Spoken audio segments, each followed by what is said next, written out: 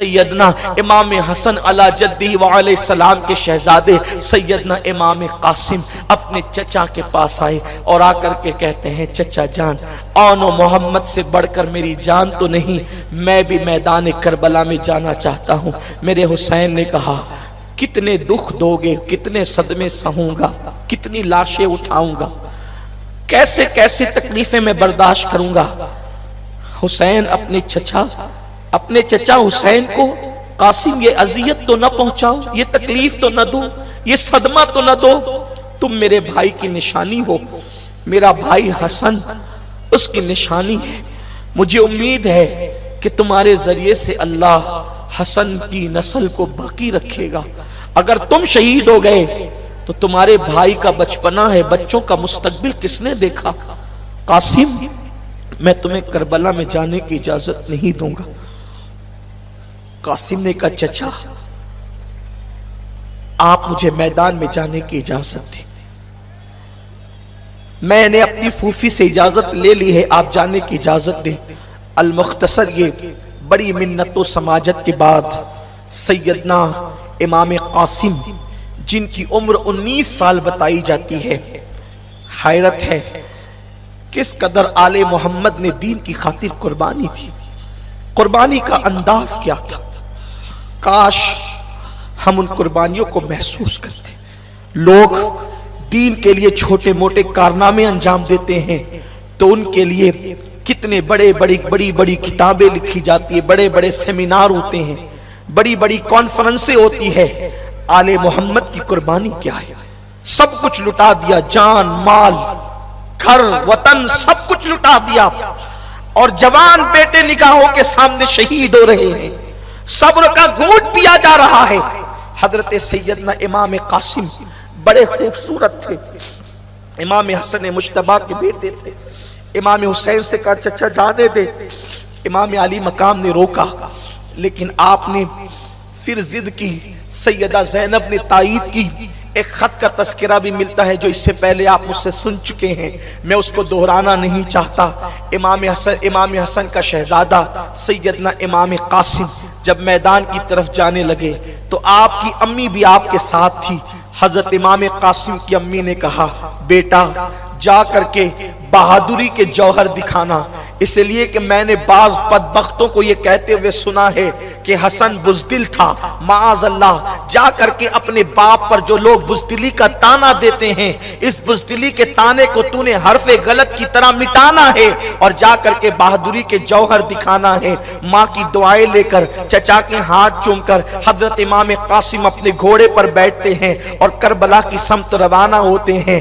امام قاسم کو جاتا دیکھ کر امام حسین کی آنکھوں میں آنسو آ گئے، امام پاک رو رہے تھے، بھائی کی نشانی جا رہی ہے۔ امام قاسم میدان کربل میں کیا آئے، ایسا لگا جیسے آسمان کا چاند زمین پہ اتر آیا ہو۔ محمد الرسول اللہ کا شہزادہ، علی کا پوتا، اللہ اکبر، پورے کر و فر کے ساتھ اپنے حسن جمال کی تابانیاں بکھیرتے ہوئے جیسے میدان کربلا میں جلوگر ہوا، تلوار لہرائی اور کہا کہ کون ہے میرے مقابلے میں آنے والا۔ اللہ اکبر، اتنا سننا تھا کہ شمر بدبخت نے جو ہے یہ بات کہی کہ حسن کا بیٹا آیا ہے۔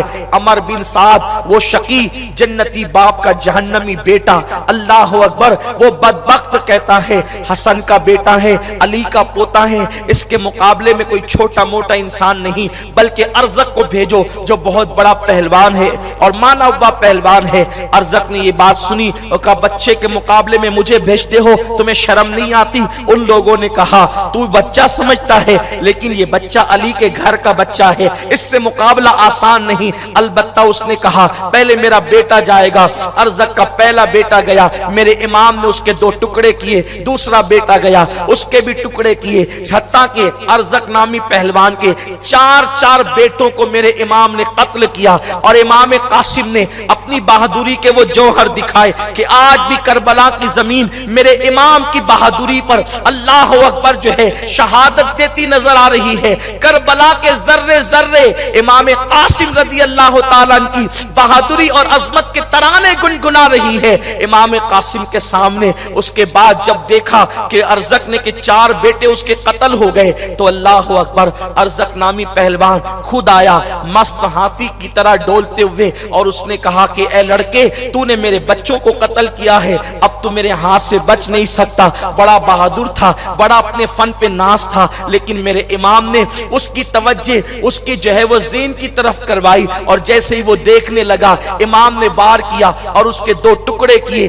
جب وہ جہنم رسید ہوا ارزق نامی پہلوان تو چاروں طرف سے میرے امام کو گھیرنے کا حکم دے دیا گیا ظالموں نے، اور کہا اگر ایک ایک کر کے لڑو گے تو ایک بھی بچ کر کے نہیں جائے گا، اگر تم قاسم سے لڑنا چاہتے ہو تو چاروں طرف سے قاسم کو گھیر لو۔ میرے امام کو، امام قاسم کو گھیر لیا گیا۔ امام قاسم کو گھیرنے کے بعد میرے پیارے آقا علیہ السلام کے پیارے دیوانوں، چاروں طرف سے تیر برسنے لگے، اور اللہ اکبر جو ہے وہ تلواروں کے وار ہونے لگے۔ ظاہر سی بات ہے تلوار چلاتے چلاتے جو ہے ہاتھ شل ہو چکے تھے، بازو جواب دے چکے تھے۔ ایسی حالت کے اندر چاروں طرف سے جب امام قاسم کو گھیر لیا گیا، امام قاسم جو ہے زخم کھا کر گھوڑے سے نیچے آئے۔ روایتوں میں آتا ہے، مورخین بیان کرتے ہیں تقریباً 23 زخم امام قاسم رضی اللہ تعالیٰ کے جسم پر آئے، اور آپ جیسے زمین پر آئے حسن کا چاند زمین پہ اترا، اور اترنے کے بعد امام حسن مجتبی کا وہ شہزادہ